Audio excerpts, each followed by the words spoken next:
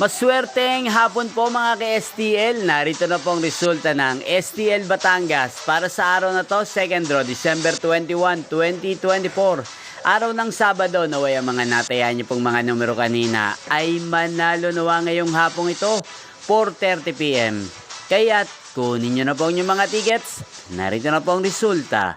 Ang mga numerong nanalo sa STL Batangas ngayong hapong ito, December 21, 2024, 4:30 PM.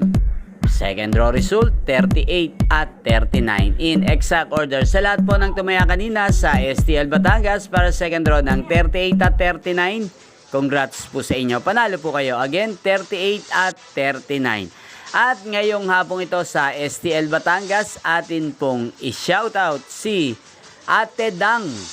Ate Dang ng Batangas, shoutout po sa iyo, naway nasa mabuti ka pong kalagayan. At sa lahat po ng mga taga Batangas yan, shoutout po sa inyo. Inyo pong napanood ang resulta ng STL Batangas sa channel na to, Roderick Hernandez TV.